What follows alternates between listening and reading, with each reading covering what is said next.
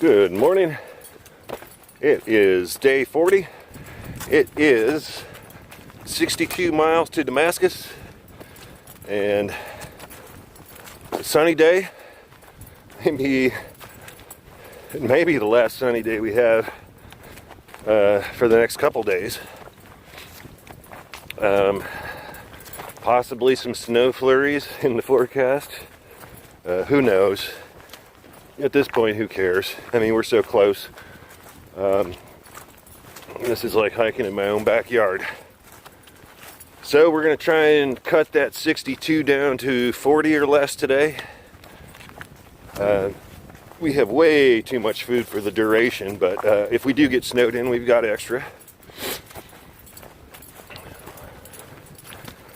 And we can always eat it, and there's a good chance that's going to happen doing big days like this.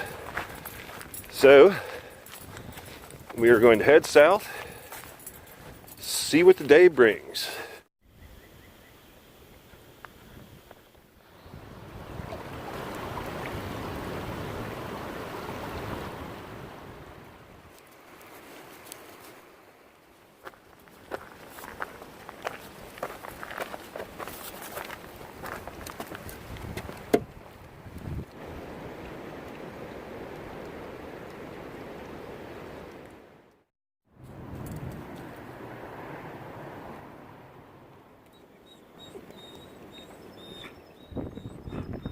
Harper doesn't have a clue how to get through here.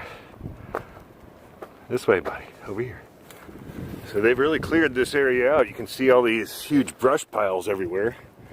And I don't know exactly what they were, but they were a flowering bush, or maybe a small tree that had beautiful scented flower. I mean, I'm not much into flowers, but I walked through here one spring, and they smelled so good I wanted to eat them. But they are obviously clearing this area out, and you know, actually, I'm all for it. You know how I like open areas on the trail?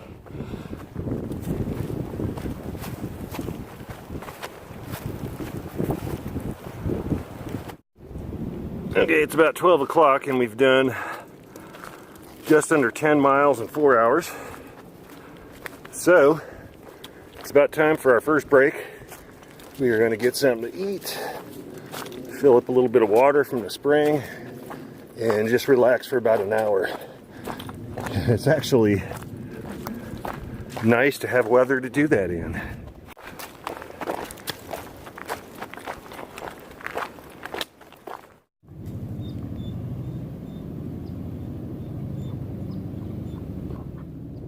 So this is pretty much the same design as Pine Swamp Branch, the one that's closed north of Pearisburg. Nice fireplace. I don't know what the deal is, but we've got all kinds of military helicopters. Okay, so we're 12 miles from Old Orchard, and we are exactly 50 miles from US 58. So I can see Iron Mountain. We're not far from Dickey Gap and Comer's Creek Falls. I could retro blaze and take the Iron Mountain Trail home. They train around here all the time. I've seen all kinds of crazy stuff. Drones. I know people who have camped in the high country who have had drones come down on their tents at night, and they actually thought that somebody was walking up with a flashlight. Here's another one. I don't know if I got that or not, but am I lying? The problem is they're already gone by the time you can see them. Yeah, so I've known people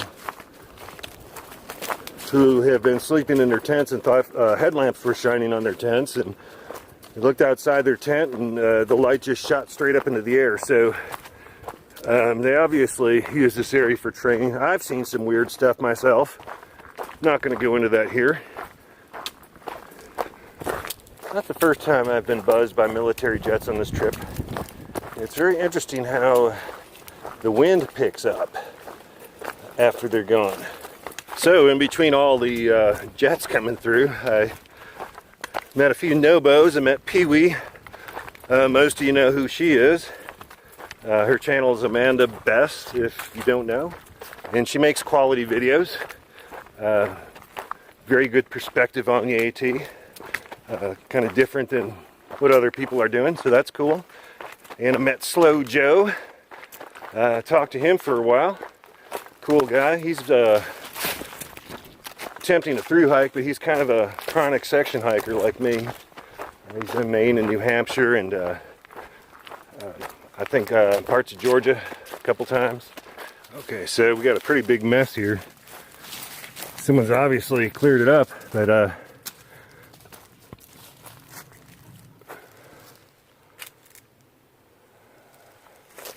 these are the types of blowdowns I was going through in Shenandoah. And giant hardwoods.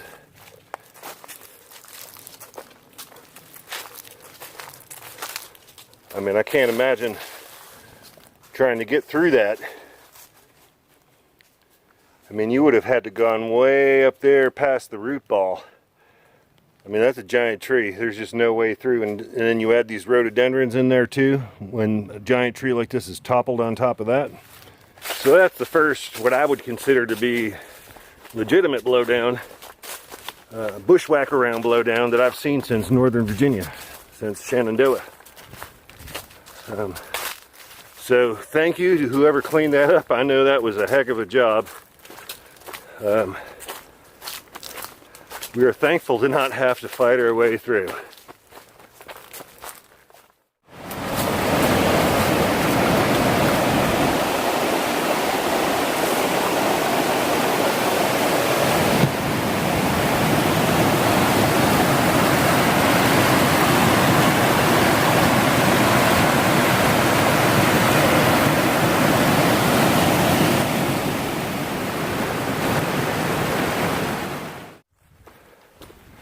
So we just stopped for dinner at Hurricane Shelter, and there's 2 hours of light left, so we're going to try and get 2 hours closer to Damascus and get ahead of this storm that's coming in.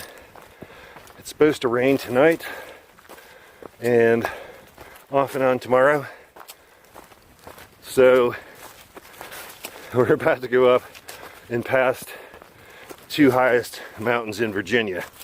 So there's chances are the higher elevations that rain is not going to be rain, but it's going to be freezing rain or sleet or snow. So the closer we can get, the better. As soon as we crest this hill, we'll be going downhill into Fox Creek. There is a campsite at the parking lot there. Or if we're feeling a little more ambitious, we could head up to Old Orchard